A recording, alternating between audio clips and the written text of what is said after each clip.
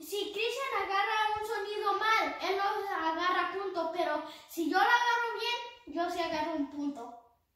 Así que mi hermano tiene una libreta para anotar cuántos puntos llevamos. Yo llevo 100.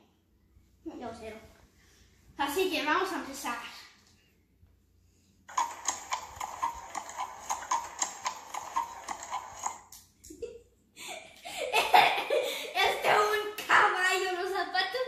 Unos zapatos de un caballo, las patas de un caballo.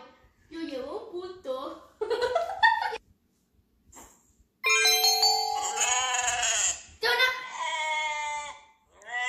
Tengo una borrega.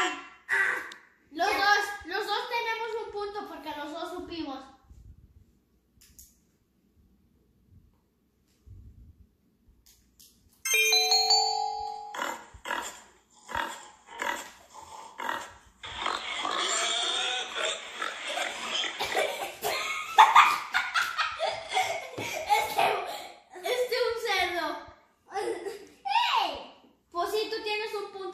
Porque, a ver, ¿cuál era? ¿Seco?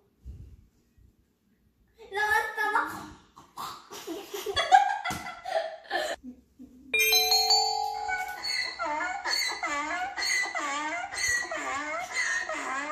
perro!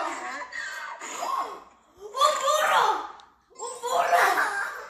Me quedé como pensando, ¿es un perro o un burro?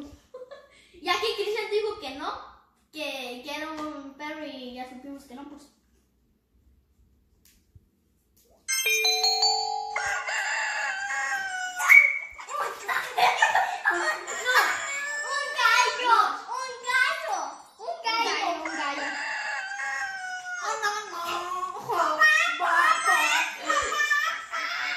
Ok, nosotros lo supimos.